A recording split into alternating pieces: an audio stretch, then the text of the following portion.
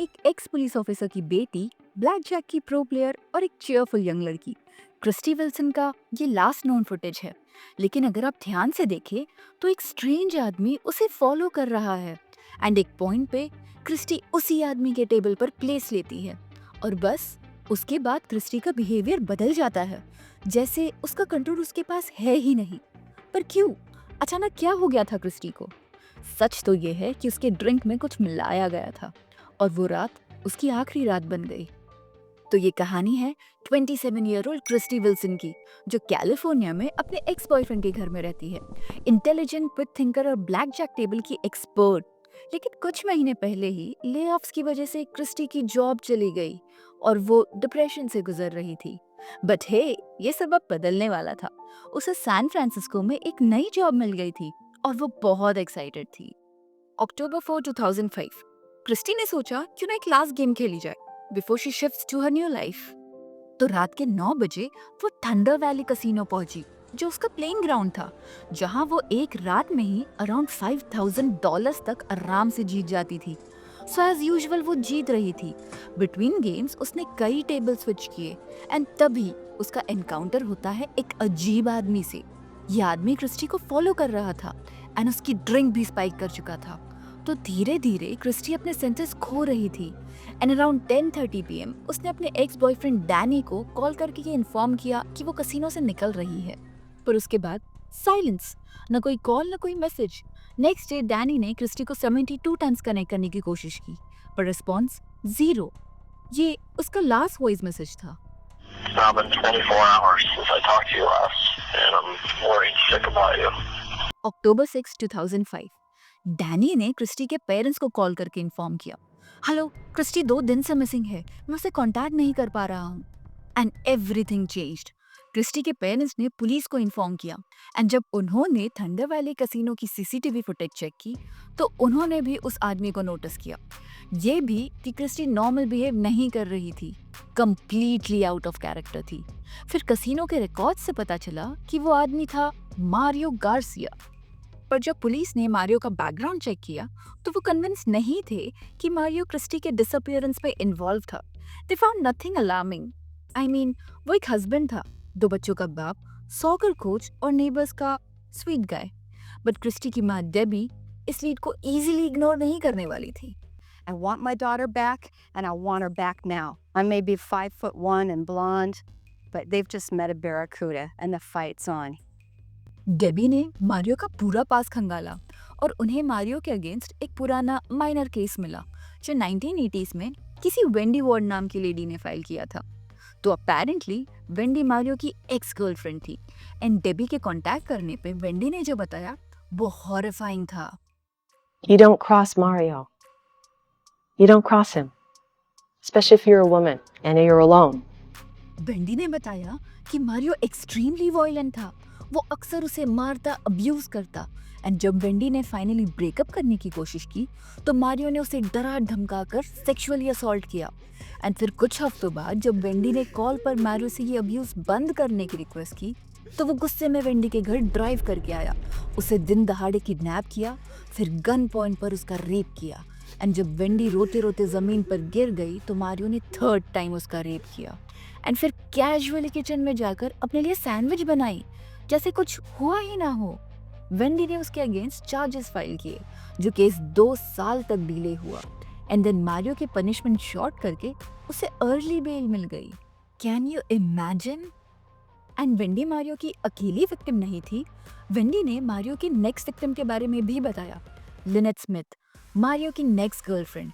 Lynette ने Mario के constant abuse से तंग आकर फैमिली क्रिसमस डिनर पर उससे ब्रेकअप कर लिया। उस टाइम लिनेट प्रेग्नेंट भी थी एंड शी डिसाइडेड कि वो इस बेबी को नहीं रखना चाहती। ऑल्दो इस मैटर पे मारियो के रिएक्शन का कोई क्लियर एविडेंस नहीं मिला, बट उसी रात मिस्टीरियसली मारियो के कार का एक्सीडेंट हुआ जिसमें मारियो के साथ लिनेट और उसकी मॉम भी थे। ये कार ब्रित्सिक रिवर में गिरी। पुलिस को कार से सिर्फ मारियो ही मिला एंड स्ट्रेंजली जब तक उसे ऑफिशियली पूछा नहीं गया उसने मेंशन तक नहीं किया कि कार में और भी लोग थे। एंड ये बात मेंशन करते ही उसने बिना लॉयर के कोई भी स्टेटमेंट देने से मना कर दिया। इस इंसिडेंट के विटनेसेस ने बताया कि कार पहले स्ट्रेट गई, रुकी और फिर रिवर्स लेके ब्रिज से जंप कर गई। कोइंसिडेंस या कोल्ड ब्लडेड मर्डर? लेटर जब मारियो से ये बात कन्फ्रंट की गई तो उसने बहुत कन्वीनियंटली बताया कि वो तो सो रहा था, उसे पता ही नहीं कौन ड्राइव कर रहा था या एग्जैक्टली वहां हुआ क्या था, एंड वो वहां भी बच गया। वेंडी को ये बात कैसे पता?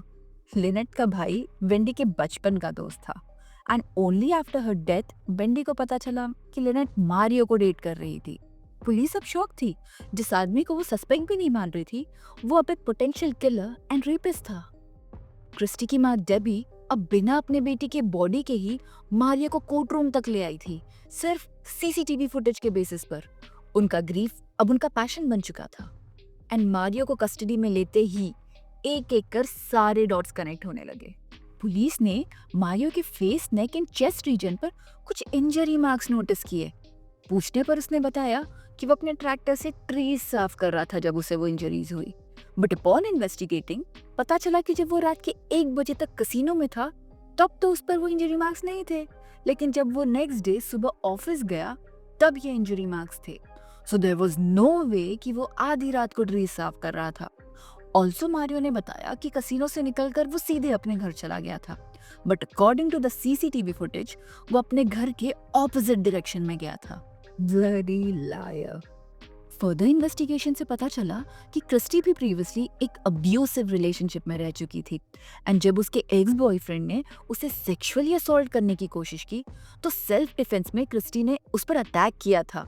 उस अटैक के इंजरी पैटर्न्स मारियो के इंजरी पैटर्न से एग्जैक्ट मैच थे। इट वाज लाइक क्रिस्टी ने अपने अब्यूजर पर अपना मार्क छोड़ दिया था।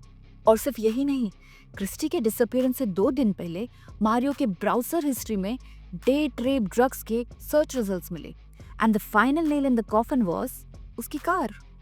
मारियो की कार को जब फॉरेंसिक एक्सपर्ट्स ने चेक किया तो उसकी बैक सीट पर hair strands and micro blood particles मिले जो वो ब्लीच से साफ नहीं कर पाया था, एंड उसके डीएनए क्रिस्टी से मैच हो गए।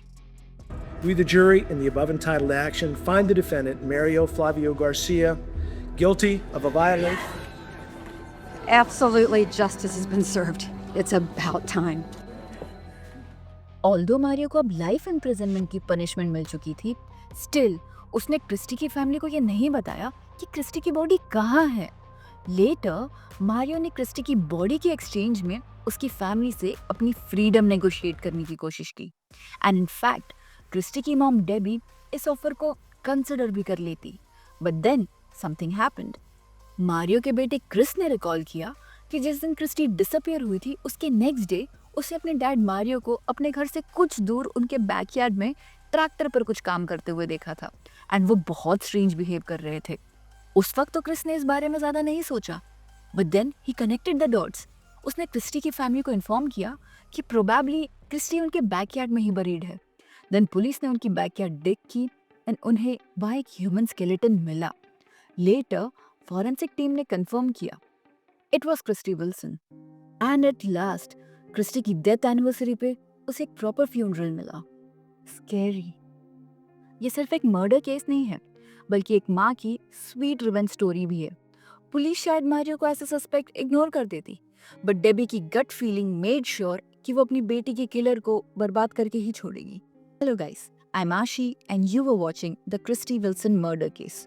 अगर आपको ये वीडियो पसंद आया हो तो कमेंट करके ज़रूर बताइए, और अगर आपको ऐसे ही डार्क, ट्विस्टेड और ट्रू क्राइम केसेस सुनना पसंद है तो इस वीडियो को लाइक और चैनल को सब्सक्राइब करना मत भूलिए। मिलते हैं अगले वीडियो में एक नए केस के साथ। तब तक के लिए अपना ख्याल रखिए।